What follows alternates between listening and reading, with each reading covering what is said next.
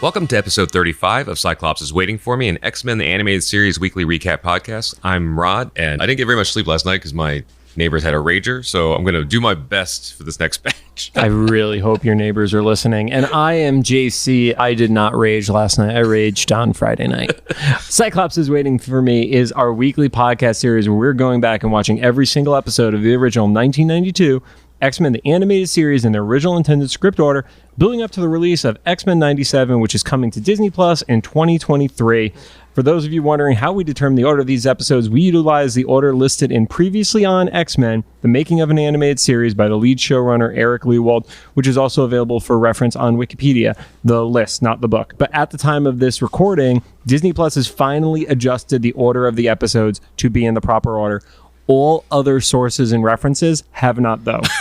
So if you look at Amazon in the order, if you look at IMDb, or even any of the fandom pages, like they are listed in airing order as opposed to script order. Okay. So Disney is out now the source of truth, which is a weird thing to say. So anyway, quick reminder, we're a recap show about a series that came out almost 28 years ago. There will be spoilers. If you don't want spoiled for you, pause the podcast, watch the episode, and come back.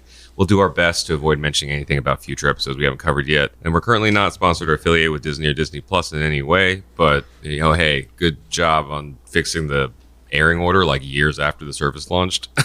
Yeah, like a full year. Don't forget to follow us on social media at Cyclops IWFM Pod on Instagram, TikTok, Twitter, and Facebook. And also we have a YouTube channel and we posted full episodes with just kind of like an audio visualizer. But during our last batch for the Dark Phoenix saga, we posted an actual piece of video content, which is us unboxing the X-Men Dark Phoenix saga HeroClix with our buddy Matt Robb. So that was a thing, and Rod was maybe concussed during it. Hey, good job with the video. That JC also edited that one. Yeah, and at the time of recording, Rod has not posted it yet, but also on our TikTok, you should see some unboxings of X-Men Dark Phoenix Saga Dice Masters. Yes, and I double-checked. I still have those. I don't remember what's on them, but I still have them. You didn't know what was going on when we unboxed it, so It's totally fine. And finally, we record these in batches, if you can't tell. So if we're reacting to any news, which, let's be real, we're not going to today, we're going to be behind. Now, onto the show. Today, we're going to be talking about Season 3, Episode 18, titled Orphan's End. It was aired February 25th, 1995. Currently sits at a 7.1 star rating on IMDb. The order of these episodes, if you start just checking them against a calendar, are just chaos for like the next 5. Yeah. So I think I remember this episode vaguely, but we're hitting the territory where like it's a toss up if I'm going to remember if watch these episodes or not, because we're hitting that era where it's like these might have aired like, a year later or something. Or in the order of these episodes, we literally are jumping between 95, 96, early 95, late 96. Like there's so much inconsistency with the order of these as they aired on Fox. And I don't think this was in the batch that was the new studio, but like everything looks and sounds just a little off. We'll talk about it later, but like with Storm and Cyclops' initial animation in this one, some of the voice acting and stuff. Yeah, I mean, I think that just comes down to Saban probably just kept doing what Saban does, where it was, hey, let's have more content get shot out, and the actual budget per episode went down. So there's probably a little less leeway of making changes as they were needed. So even if it was the original animation studio, they probably had less drafts, less edits, etc. So they literally just shoved somebody in the recording booth and they're just like, you have 4 seconds, say all your lines, 1, 2, 3, go. Yeah. I could totally see that, especially because depending on what order they recorded everybody, the person who went first probably has like the worst takes because he's not responding to anybody. Well, anyway, the recap before the episode actually starts is from the Phoenix saga. It reminds us that's when we met Corsair, so it's got a good primer. Like, we're going to deal with this story again because they focus around the clips where he and Scott don't know that they're related. So the episode actually starts with a plane. It's very like 90s vibed. I don't know how to explain it. It's just the experience of flying in a plane, like pre 9/11. Everybody's just smoking. Right? No, that's not actually happening. But yeah, it was your stereotypical plane scene where you have people who are, getting serviced by the flight attendants and all that kind of stuff. But it seemed like a very big plane. Like it was I feel like we got the overhead shot of first class. Yeah, because the flight attendant is like serving food, but the cart is double wide and there's still space on each side. Yeah, the fact that there is space is amazing to me. I think what signaled to me that it was maybe like 90s-ish plane thing is that no one's like on a device. in the plane, and there's like very few headphones, because that was still back at the time where you had to like buy headphones for the planes, especially because they'd have those weird connectors. I think some planes are still like that, depending on which airline you hop on. Like, not throwing shade to any of them, but there are definitely a few that still do that. Gotcha. Yep. If it's Spirit, then you have to like build your own headphones. They give you one of those box kits that you give to kids for STEM projects. Yeah. It's like, build your own headphones. You're only going to be able to listen to it for about 20 minutes. It's going to be staticky and awful. And you still have to pay $30 for it. Thank you, Spirit, for not sponsoring our show. I will happily never take a sponsorship from them. I've had horrible experiences on that airline. But it all depends how much they're paying us, because we're whores. Yeah, yes. Actually, if you want to throw money at us, we'll edit this section out later. Retroactively. Yeah. Yeah, you pay us for hush money. Yes. We'll take hush money. All right, but we've done the 1990s plane to death, but what happens with the plane? So it almost crashes because it's dodging fighting spaceships. And they're like coming dead on. Like the flight attendant goes into the cockpit to check on the pilot and co-pilot, and they see the flash coming at it. So they're like, it's like a head-on potential crash here. Yeah. So it's pretty intense. We never find out what happens to the plane. Presumably they're safe, but they look like they're veering off into chaos. I was gonna say, like, you also are dealing with the wake of the plane as it's going by. Like that, like turbulence is gonna really suck for those passengers. Yeah, it's wild. Okay, now we've covered the plane fully. Then we follow the fighting spaceships. We recognize at least one of them is a Shi'ar ship. The other one looks like the Starjammer to me. It looks like a different paint job because it was like orange, right? It was like, it was vague enough that it's like, okay, this could be maybe anything. And then I don't know. The design was still the Starjammer to me, but it was a different color. So. And then it like sideswipes a yacht. We don't really find out what happens with them. It goes over a yacht. It does not actually contact the yacht. Yeah. Well, it disturbs them. I guess is the way to put it. Like whatever like draft or something it creates, like disturbs them. All of our technical terms. Yeah. And then they fly past an airport through like the air traffic control tower, and they're all like, "What the hell is this thing?" We also don't get any closure on that. A lot of loose ends at the beginning. Then they fly over New York City. I think this might be the biggest loose end. Everybody in New York City looks up and like, what the? And then we just cut to the mansion. I feel like at this point, though, there have been enough like public battles with robots and stuff like that that it's kind of like the Marvel comic book universe is like there is just a joke of like, oh, living in New York. It's like you're either the person who sees every superhero fight and you're just over it, or you're that like one weirdo who never looks up and is like, why have I never seen Spider-Man? And it's like Spider-Man always goes by when you're like looking down to pay for your hot dog kind of scenario. Yeah. But I feel like it's now in this world, like, we've had giant robot sentinels attack malls. Like people are like, oh, this is the thing now. Yeah. Shit. And, and before the last couple of years, we probably would have been like, that's insane. And now we're like, we're starting to see it. Yeah. Starting to see the acceptance of just chaos being normal. Yep. Anyway, we were at the X Mansion, and Storm and Cyclops are having like their morning coffee and walk, and they're pretty casual. It sounds like they're getting an emergency call, but once again, they're desensitized to it. They're like, well, who is this? Must be Gambit. He's usually out late. Yep. And then did you notice the big aspect of Storm for this episode? The ponytail? Yeah, they had the hair change for Storm.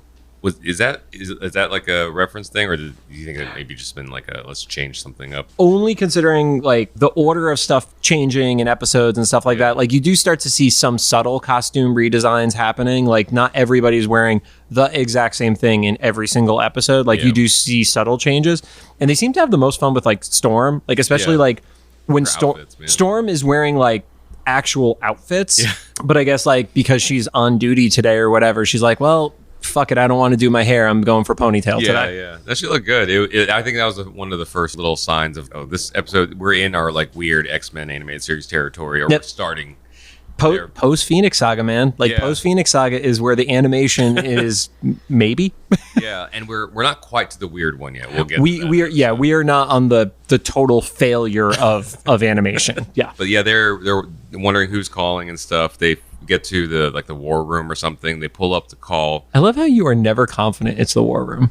I don't know anymore because the geography changes, and then like I don't. But it seems like the war room. We got to find you one of those cutaway drawings where it's the entire mansion like split down the center, so you could see where stuff lands. Everything, like all the walls are around the war room somehow. Like except for that one spot where somebody can go out the wall or through the hole they make in the wall. And they visibly recognize as a Shi'ar. He identifies himself as Ragnar. Calls them. Did we meet him in the previous episode? I don't think we did. No. If we did, it was like so fleeting. We did not. No. This is the first appearance of him, but they could just tell by the way he's dressed that he's essentially, what Cyclops would later refer to them as like space cops. Yeah. But he knows there's some level of like law enforcement from within the Shi'ar that he represents, probably from his outfits. I'd imagine, especially in the Phoenix Saga episode where they were literally on a Shi'ar ship, and then in the Dark Phoenix episodes where they're being arrested, so to speak, because of Jean. Also, kind of weird. The Shi'ar just literally tried to kill your girlfriend, fiance, sort of wife, one episode ago, and now you're totally cool with their cop side. Yeah, you're just like kind of going with. But I guess that fits like Cyclops Boy Scout. That's actually one of the things that we'll talk about a little bit later. But he kind of just by default trusts somebody that is in a police-like role. He automatically trusts them. Yeah.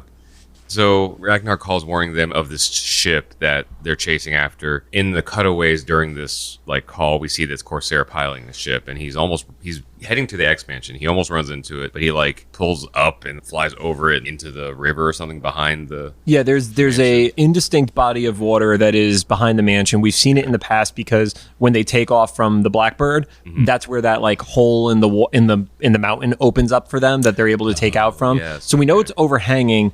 We don't have like a real idea of what the distance is because we know it has to be at least big enough for a jet to take off. And then later there's like a monorail that's attached to it, which has never been talked about before. Yeah. So it's like, is it kind of like right under and it's just like just out of line of sight? Or is it miles away? Yeah. We don't really have that answer, but we do know that Corsair did almost hit the mansion. So he crashes in the water. Ragnar tells Cyclops to hold off until they get there so they can apprehend the survivors or whatever. Let us deal with the survivors. And Cyclops says that if we don't get them now, there's not going to be any survivors, which good point. They just crash landed in the water, you know.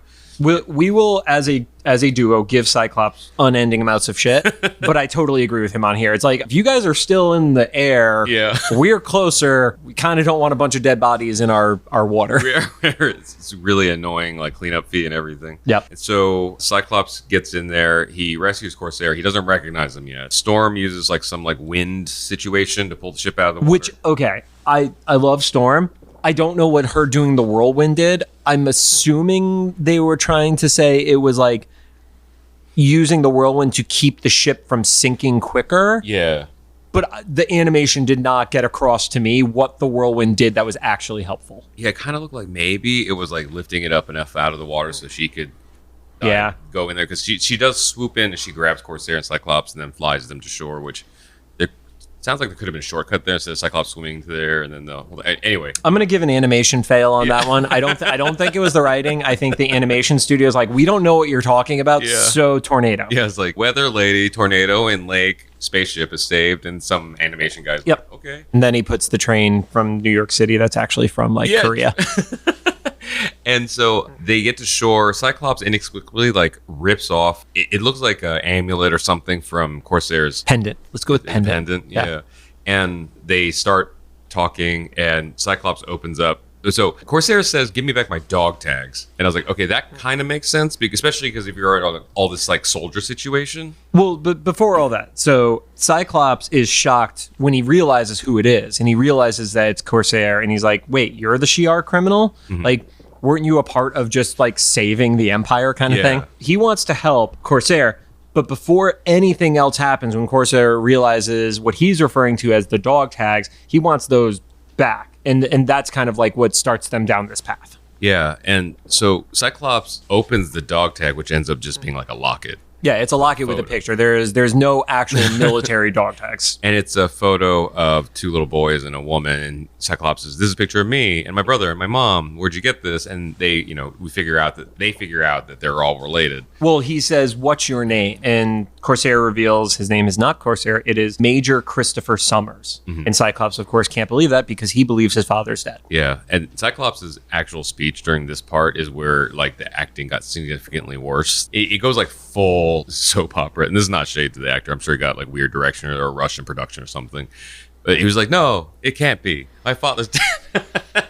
It was melodramatic. Yeah. So they kind of get in this argument about it, but Storm's just like, "We don't have time for this because there's space cops on her tail." She doesn't actually say that, but she kind of rushes things along, Right. But even Scott refers to it. He's like, "These dog tags belong to my father," and it was like, Was it? Okay, yeah, this is definitely a script error, right? Like, or a translation error. It's a translation issue. Because, like, yeah. So everybody refers to this locket as dog tags. I keeps them. I think what I think happened is they probably wrote it in a way that there was like dog tags as well as some sort of like locket on like your standard necklace that those would go on. And when it got animated, they didn't actually put the dog tag because of probably a language barrier. Yeah. That they only did the pendant that was opening. Yeah. And so Ragnar shows up and says the Corsair is wanted for kidnapping and murder. Corsair says he's been set up. Ragnar actually like pushes him to do it that moment. And Scott yells a couple times to give him just a couple minutes because he just realized he met his father. This is presumably what's happening. He's like, even if you want to take him away and he is guilty, he wanted like a minute to deal with this family situation. Well, he doesn't reveal the paternal relationship to Ragnar. He doesn't reveal, but you just know it's that situation. Oh, totally. Like, yeah. Because Ragnar's like, he's like, give me the guy. He's like, yes, no, I get it. He might be guilty. I just need a minute. Yeah, like, just chill out for a second, bro. And Ragnar keeps pushing, like, if you don't give him to me right now, you're all complicit and stuff. And so Cyclops asks Storm to buy them some time. So she causes like a windstorm or something to distract them and tells Cyclops to meet her at the monorail. And that's when we learn there's a monorail. Which they don't actually split up. She literally just causes the distraction and is right behind them. Yeah. So I guess, I don't know, maybe it was another like script like trimming thing or something. Yeah. There was something longer there. Yeah. So they don't split up, and we find out that somewhere between the water to the mansion is this monorail system. I was hoping they were going to break out into song like The Simpsons, and that was sadly not the case. I feel like Fox would have really loved that synergy. Yeah, right. And on the monorail, Cyclops and Corsair can finally kind of sit down and talk a little bit. Cyclops is really angry. He said he thought his dad was dead. He yells at him for like, leaving him as an orphan and like, having him like live his, youth through orphanages and stuff. Well, Corsair actually tries to call Cyclops son, and he's like, you don't get to do that. And that's what instigated the, were you there when I was an orphan? Yeah, you sacrificed your family is Cyclops' perspective. It kind of like, which would later happen, decades later, is like the Guardians of the Galaxy story in the MCU movies is Peter Quill and that whole thing, like when he finally like meets his biological father and stuff. It's a whole thing. I saw a lot of parallels to that. It was interesting. But yeah, they kind of get in that argument, and while they're in that argument, it's still not a good time because the Shi'ar have this radar X-ray technology, and they can see into the monorail. So they start blasting. They could see into the monorail, but their aim sucks. Yeah, well, they're stormtroopers, right? Apparently. Yeah, so they're literally seeing like not just that there's a monorail, but they actually have like heat signatures, it looks like, of the three people on it. They just keep missing the monorail shots. Yeah, but they are destroying the monorail like behind them. So the distance from the water to the mansion has to at least be a couple miles because that thing is moving pretty damn fast. Yeah. And if the Shi'ar ship is still missing, like that means you're moving at a pretty good clip if their targeting computers aren't hitting you. Yeah, and also, and for you to need a monorail to transport between multiple, these locations. I mean, that's the one thing I've learned from Disney. Yeah. When the monorail finally stops, Ragnar says to bring the men dead or alive. The monorail thing, like finally they get to where they need to stop at, and the Cyclops, Storm, and Corsair run out, but these like robot Shi'ar guards have been like dropped in. Right. So that was a little interesting for me because I was under the impression from some of the stuff with either the Phoenix Saga or the Dark Phoenix Saga that those were robot guards, but we actually find out in this scene that they're people in They're like mech suit. Yeah, it's a suit scenario. They probably like upgraded since the Phoenix thing. They're like, we need something more. Or people were murdered and we just didn't acknowledge it previously. But my note for this one is Storm kicks ass because like Corsair and Scott aren't doing a great job. And Storm like takes out all of those guard troopers, whatever you want to call them. I feel bad for the situation because Corsair and Cyclops probably are pretty distracted, even if they're trying not to be and stuff, because they just learn. Like, I mean, Storm is an Omega. That's end of the day. Like, I know that wasn't the formal thing in the 90s, but she is one of the most powerful mutants from a power perspective. So yeah she can trounce these people. She figures it out exactly. And so Storm, like you said, like beats everybody, and then she grabs Corsair and Cyclops and literally like flies them into the jet, and then she flies off with them. Or no, she doesn't fly off with them. Cyclops is originally piloting, and then Corsair is like, I better take the wheel. You're not going to like what you're about to hear. And then we have like one really quick cutaway back to the Lake River thing where the original Starjammer ship like crashed. And they don't find anybody there and say that Corsair must have ejected the witness. And that's the first time we hear about that. Right, which I was actually happy that they included, because if we had heard that before and Cyclops and Corsair hadn't found, or Cyclops and Storm hadn't found somebody, that would look weird, because then it's like, oh, they left somebody to die. It was actually like probably the only spot in the script where you can insert that quick reference of like, oh, there's other stuff going on and somebody isn't murdered. Yeah. Like it's actually the point where you can realize that there's maybe some level of truth to what Corsair is saying. And it's such a quick scene, but it was actually really important from like a plot device perspective. Yeah, because we needed to know like why he's actually like on the run and stuff, besides him just being kind of a liar. Yeah, not him actually murdering somebody kind of scenario. And then, like I said, that was like a really quick cutaway. And then we returned pretty much back to where Corsair said that you're not going to like to hear this. And he tells the story. We go into like an actual flashback. 20 years prior. Yeah. And Corsair says... So that means we know that Scott is roughly, let's say, 26 to 27. Yeah, like mid-late. Because if this is 20 years ago, as a kid, he is youngest possible as 5, but I'd say no older than 8. Yeah. He says 20 years ago, they were flying from Alaska. I guess that's just the trip they take. And they're in like a Cessna plane. Like it's just their family on this plane. A little bigger than a Cessna. Yeah. Because it had an actual cockpit. And they were able to stand in it. But it was something like private. Like it was definitely a private jet. Yeah. And private plane. Definitely not a jet. Yeah. So he says they were flying from Alaska when a starship opened fire. And I love how casually they talk about this. I know it's casual now because he's lived this life. He's lived as a Starjammer for 20 years. So it totally, for him, it's like, yeah, spaceships just shoot people. Yeah. We were watching this and it, like the flashback is like, okay, that's not normal. No, if it was a modern like take on this, if this was like done on like Hulu, like the same team that did like Hit Monkey or MODOK, then it would have been like just swearing constantly. It would have been like, what the fuck is that? Yeah, they were pretty calm about it relatively. It could just be shock, man. Like, here's the thing. We all think that we're like immune to stuff, and maybe certain real life things that just keep happening to us. We're just like, we're immune because it's like we just keep seeing how shitty humanity is. Yeah. If actual aliens landed, the impact of that would be so diverse. Like some people would lose their fucking minds. Some people would like be in shock and disconnect. Like I could see it happening. They just happen to be the like, oh well, this is fucking weird scenario. I've said before that like, you know, if we end up in like a zombie apocalypse scenario or whatever, like there's not going to be some triumphant survival story for me. If there was like a movie about it, or if I was in one of those movies, you know that like thing at the beginning of a zombie movie, they pan across the city and like 20 years ago the virus took over or whatever. I'm like the fourth body. So you're not even one of the zombies that's attacking other stuff. You're just like, it's your head and then a corpse has been picked clean. Yeah, I got taken out, especially because of the events of the last couple of years. Because we kind of start thinking about this, like, what if stuff goes to shit? I was like, if I lose my glasses and technology has fallen, nature will just take me back. That's just how it's going to be. I had to accept that. Fair. So anyway, they're relatively calm in this, but they do realize that because the starship shot at them, it destroyed like the back area that had the parachutes, but there was one parachute. Yeah, one parachute did not get whacked, so they strap Scott with the parachute on him and they tie Alex to him. And I think this is just to help emphasize that Scott was the older brother and they needed to strap to him because like I would imagine from like a tandem jump perspective, like if you put it on the smaller person and there's more risk of, it's easier for the person with it strapped to hold on to the other person if they're the one with it. Like, also maybe possibly operate or something because because he has to pull it.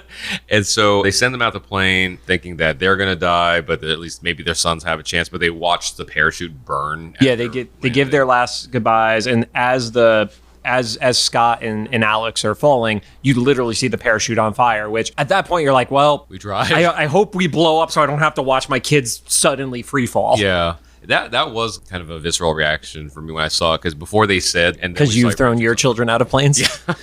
Well, no, I just saw the thing because normally in cartoons like this, they just wouldn't address it, right? Right. You see like the fire on the parachute, like, and then you survived. I was kind of waiting for that, but I was like seeing this. I'm like, there's 2 children, their parachute's on fire. There's no way to survive that. And he was like, and your parachute caught on fire. I was like, okay, good. Even animated Corsair knows what's going on. But right before the plane explodes, you see them teleport, and he says we got teleported up. Them being Corsair and the mom, and his wife. Yeah, he says that they were up there being. He didn't specify exactly what, but like cruel genetic experiments. They were imprisoned as biological specimens.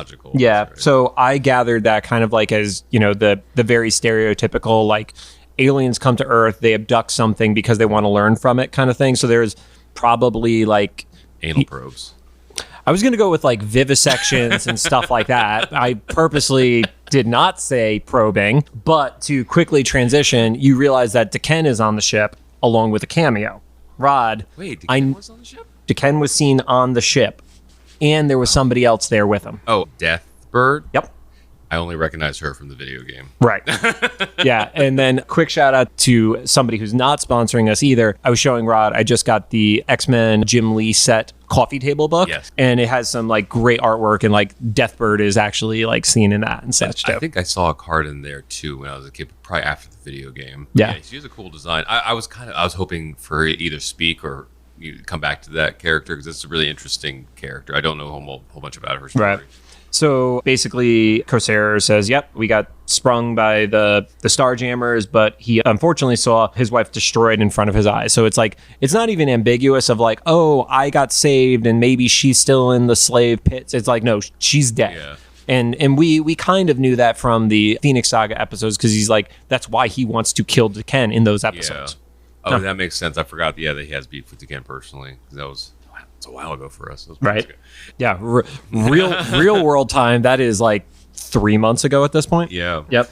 And so because of that and seeing his children jump out of a plane with a burning parachute, he thought his whole family was dead. So there's no point in coming back to Earth, which fair. If you're already in outer space, that's probably a long ways to go to get back to Earth. Might as well become a space pirate. Right. And I think that's also super important because Cyclops still has the guilt of like, well, you left me in foster homes and stuff. Yeah. And he's like, why didn't you come back? And he's like, literally what you just said, saw your parachute burning as you're jumping from a plane. And then my wife was killed in front of me. What is left for me on this planet? It's like just depressing at this point. I guess that's also another detail why they specified they were flying over Alaska, because it wasn't like, oh, we were flying over like Los Angeles and then your parachute went out. They're like, you're going to like the tundra. Yeah. Yeah. And so at that point, you can kind of see that they worked it out, makeup, and Cyclops even gives back the dog tags. Let's call it tags. For respect to the script, let's call it the tags. The locket dog tags. Yep.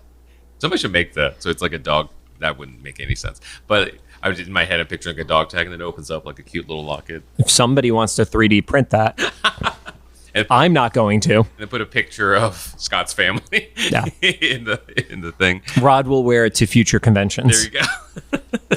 I won't. Anyways, so Storm notices that the Shi'ar have caught up with their ship, and Corsair is pulling some like cool maneuvers to get it to basically crash land, and they run out of the ship just in time before it gets blown up by Shi'ar missiles.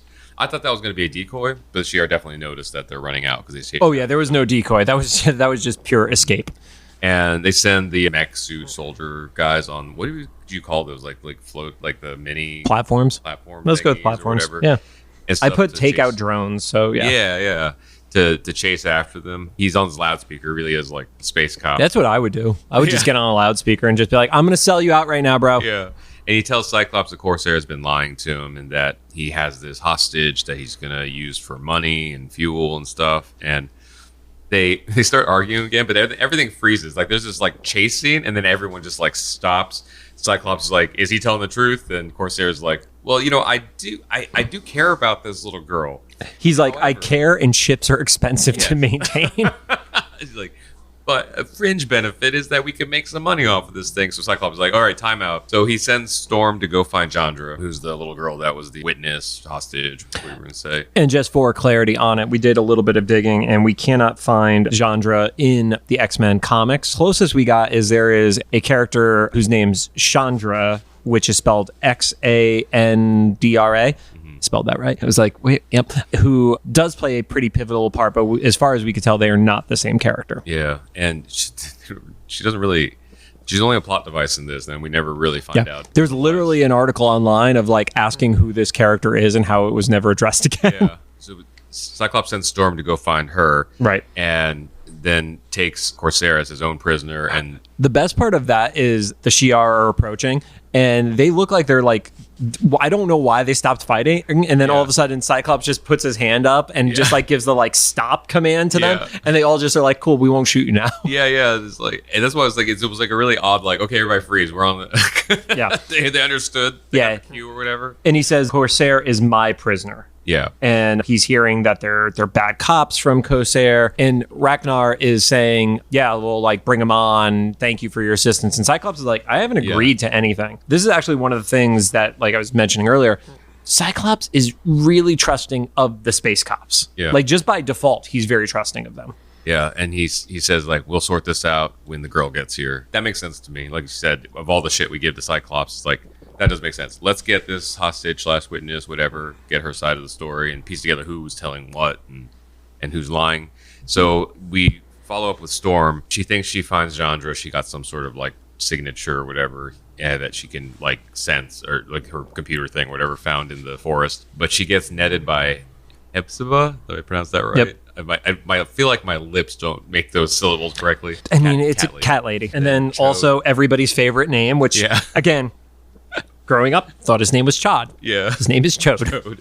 And Raza, who I think my brother had his action figure. Such a weird figure to get to. Yeah, I think it was just because, like, oh, looks cool. You know, like, I don't know anything else about this character. Raza is just a mishmash of, like, 3 different art styles. Yeah. But yeah, so he pulls out his sword and is actually the one to stop Storm, and he destroys her comm device. Yeah. Jump back to the ship, and then the navigator, who I've, lovingly called Butterfly Face Lady, it confirms that they found Storm's location, and she has Chandra or whatever. Yep. And so Ragnar traps Cyclops in like this tracking beam, I guess. I don't know how you put it, like in the cockpit. Not a tracking beam. It's definitely not a tracking beam. Well, I mean, like not tracking beam, but like the same thing like UFOs use, like freeze people and then like pull them up and stuff. They like freezes them. Yeah, tractor, not tracking. Oh, track. But also, that doesn't usually freeze them. Okay. It's like a suspended animation scenario. Yeah, it froze him in like to the point where he was like in walking position was where he froze. Yeah. And then Ragnar walks into like the room where Corsair is being held hostage and kind of shouts like, I would say prisoner. I don't think he really wants to. I don't think there's much negotiation there. I think he's just planning on killing them and just trying to like torture him beforehand. Yeah. And then he kind of like shouts like, how are you the one that knew I was the one sent to dispose? Yeah. Chandra. Yeah, so he basically admits to the fact that they were trying to kidnap or take out this girl, and he wants to know who the mole was because he's pissed. And Corsair, to his credit, even being a space pirate, he's like, I'm not telling you my source. Yeah, because he's probably gonna kill him anyway. Yeah, exactly. It's like, if you're gonna kill me, I'm still losing my money, which is what I care the most about. Yeah. We jump back real quick. Storm and the Starjammers are walking through this forest, jungle-ish area, and Storm is questioning why they were attacking her because they were allies last time. And it's like, well, we heard your betrayal because I guess Corsair had his mic on the entire time, I guess. And then you see a young Shi'ar who has like a little bit of a Lilandra vibe, but yeah, she's significantly younger. Yeah, like definitely adolescent. But Rod and I were talking before the recording. That is just generally the look of most of the Shi'ar female characters, shy of Deathbird. And she's wearing like a pink, like, I don't know. Dress thingy? Yeah. Yeah. Like, it's funny because I made a note here later, but you just said it. Like Storm and the Starjammers totally should be like an 80s cover band. Like that should be a name. I feel like it can't be just that blatant. And if it didn't happen in the House of 92 comic book that's out currently, then it's not ever going to happen. Yeah. Well, I just mean in the real world. Someone just needs to start that band. Or, hear me out. And then they get sued by Disney. Yeah. But you went down in glory. Do all like 80s and 90s like theme songs, kind of like Power Glove, you know? Like, it's like rock versions and stuff. And, like, that'd be kind of cool. And you're the musician, not me. Right? I don't know why you're telling me this idea. If there's any lead singers out there that have like a striking resemblance to Storm, let me know. And then we could finally do the cover of the Dazzler song. Yes. We need to find. I've been looking for it. We'll get to that in the next in a future episode. Yeah. Then we go back to the ship. I guess she just is navigator. Yeah. Essentially the navigator doesn't have a name. She doesn't need to have a name. Yeah, so the navigator like walks up to Cyclops and kind of like whispers in his ear, like, "Are you really Corsair's son?" And when he's like, "Yeah," so she lets him go. She's like, I have something you need to see. And she's like, this is a ship log from like a day or two from now. 3 days in the future. And he's like, how is this? I don't know if they did this on purpose, but to their credit, it looks like that Chandra isn't the same girl. I know that's weird to say because it's like 2 generic Shi'ar women, you know? But it looked like a different person. Maybe they purposely animated her differently. Maybe it was like a happy accident where it was crappy animation stuff. It looked like a stand-in, you know? I didn't realize that, but also like, I think we forget the technology at the time is like, you look at a TV now and you can look out fine details. Mm-hmm. If you look at the original size of like doctored images and stuff. They were what, like, 120p or something absurd. So it's like, oh, it's going to be grainy and look like shit. Yeah. Yeah. Yeah. So they figure out that, and we figure out with Scott that this is all like staged footage. It's a fake sequence. And it also is the reveal that the navigator is actually the mole who didn't want to see an innocent girl get killed. Yeah. So this whole thing was to have this girl get killed, have it covered up, and blame the Corsair. Starjammers, yeah. And so the Navigator and Cyclops bust into the room where Corsair is being held prisoner. Cyclops blasts Ragnar and frees Corsair. As they escape on a mini ship out of the main big Shi'ar ship, the Starjammers start talking over the radio, and so does Storm. They're all kind of speaking code to each other. Right. Yeah, it was 13 degrees north, and remember Aldaria 5? Yeah. Was that the name of the planet? Yeah, and even a little bit later, like, I think, was it Cyclops was like, did something good happen Aldaria 5? Yep. He's like, oh yeah. I don't think we never actually find out what that was. But then also Storm says Professor X sends his regards, which was another code that I'm like, I have no idea what she's fucking talking about right now. And it's funny because at first Ragnar is like, oh, they're heading over here, they're heading here. And I felt like I got the vibe that he was like, something's fishy. What the heck are they talking about? Yeah. There's all these weird messages, but we figure out it's like so that they all speak in code so they know that there's like a decoy situation happening. But it also, like, Ragnar is super confused. He's like, I don't know what's going on. And so they arrive at the temple where Storm and the Starjammers, that's where I was like, oh, Storm and the Starjammers. I don't know if this was like a missing story point or just like a little bit of an animation shortcut or glitch or not glitch, like error or whatever. Chandra suddenly looks like Palandra. She's in more royal gear than just the dress thing. But she's also like static. It looks like it's like a still drawing, like not an animation because it's in the background, It's just like there's the Starjammers and then like... I definitely noticed the change in her outfit, but I didn't notice that it was like a static, non-animated segment, to be honest. At least it seemed like it wasn't. I just say that because it was probably something where, like, if we're going to cut a corner, it's going to be here. We just have to establish that they're there with a Shi'ar person. Right. And they do escape the whole... Ragnar's confused. The ship gets shot down and everybody starts running to the temple. And Corsair, probably whatever the signal is for the, Aldaria 5 or whatever, he dives into a vent, it looks like. Yeah. And then when that happens, that's when the counterattack happens and everybody just starts shooting back, essentially. But they escape, and I guess Ragnar's like, well, we did our best. Well, the ship crashes, straight up. So basically kind of the end of like that whole pursuit. Yeah, it did get wrapped up very quickly. Yeah. And so Cyclops and Corsair walk up to the Starjammers, and Chode like gives them this big like bear hug. It's like a very weirdly, I don't think we've seen that character from Chode before. Like he's affectionate all of a sudden. None whatsoever. It kind of actually did remind me of Chewbacca. Like Chode is just a Chewbacca that's scaly, but you could actually understand what he's saying from a viewer perspective. And Corsair like made a comment about it too. He's like, sometimes he gets a little emotional, effectively. Okay, so I guess this is it. We're family now. It's like Olive Garden. And no, no, we're not. We're not like Olive Garden. Get the fuck out of my house, Rod. Anyway, so we cut to everybody. So mad at you. Everybody ends up over the X Mansion, and they're saying their goodbyes. And Cyclops is like, "We still haven't really had any closure on what the hell happened." In a loving way, he's a little less cynical than I just said it. But Corsair's like, "Well, we got to go though," and Cyclops is like, would a few hours really make that much of a difference on an intergalactic mission? He kind of also like shit talks his driving a little bit. He's like, "What? You're saying you can't make up that time?" And so Corsair basically says, like, I guess we could spend a few extra hours in hyperdrive or something, to make up for it. And then Chode's like, guess we got to bust out the playing cards or something. And I was like, you got this whole spaceship and you've traveled galaxies and stuff. Is it the only way you can bide your time is playing cards? Well, when did a Game Boy come out? Before then, like I think it would have been like 89, right? Yeah, it was like the late 80s, right? Yeah. Well, they don't have Game Boys in space. They have Zune recorders, according to Guardians of the Galaxy. Yeah. They have an awkward like dad hug moment, and then there was the conversation that ended the episode where I was like, "What?" Where it was, "So, are you gonna marry that redhead?" And it was like, yeah. And it's like, well, yeah, she's calmed down a little bit. And it's like, it reminds me of your mother. And then the line of like, "Oh, I'll tell you after you're married." And I was like, No, literally, your child. No. Literally, your child never wants to hear about how your redheaded wife was wild. Yeah.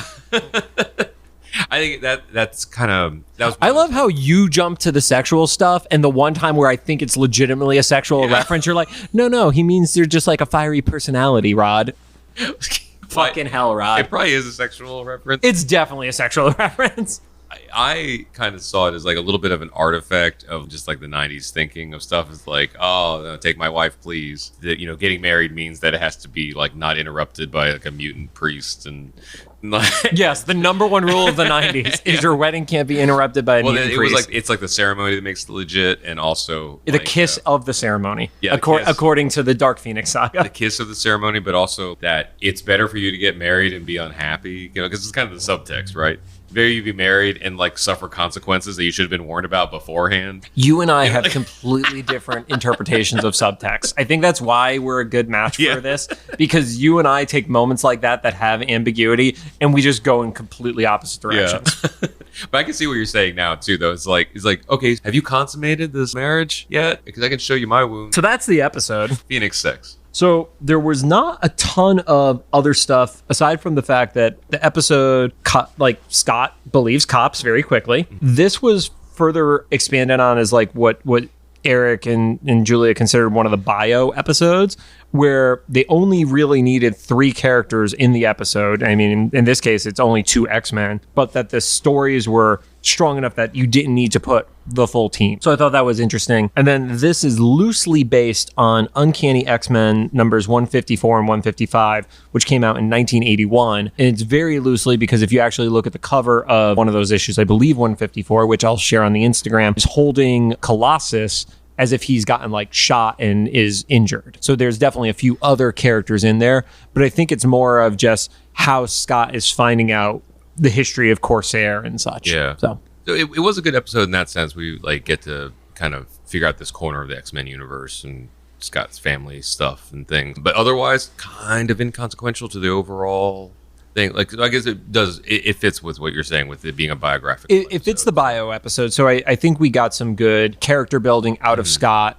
We get the confirmation of the brother, and then like, you know, the fact that stuff aired out of order and we know that Havoc is his brother. Yeah. It's like, well, what has happened to Alex, and why is Corsair not asking, so where's your brother? I was actually going to say, yeah, it's like, it's funny that I guess I do understand that they have their stuff to hash out, but neither of them are like, wait, so, yeah, speaking of my children. Yeah. Where's the other one? He's like, we don't talk about Bruno. Like, I've still not watched it, so. But even just the sentiment of the phrases. But it's like, cool. Yeah, Dad, let's spend a few hours. Should we call your brother over? No. Why? I don't know where he is. Very, very proven he doesn't know where he is. Yeah. He might be destroying Scotland. We don't know. We just let it go. We let people like just run amok around here. Why would he be destroying Scotland, Rod? It doesn't matter. It destroy anything. Okay, that was just a random. Okay, yeah. I was like, are you confusing characters? No, it's just like the X-Men. Whenever they come across anybody that's remotely like dangerous, they're like, let's let him go and let God. See what happens. We'll deal with it in another episode. Yes, very true. So thanks for joining us. If you have any thoughts, make sure to drop them in the comments for either the YouTube upload or official Instagram posts about this episode. If you like what you heard, we appreciate a rating on the podcast app you're choosing. You can find us on Apple Podcasts, Anchor, Spotify, Google Podcasts, and Castbox. I never say that right. Why can't you say that right? Somewhere on our socials or in a comment, leave us what sexual thing do you think Corsair was trying to warn Scott about in the honeymoon? You're just trying to get everybody's account banned as they comment on our stuff. I like that you think that people are listening after we start the outro. Goodbye.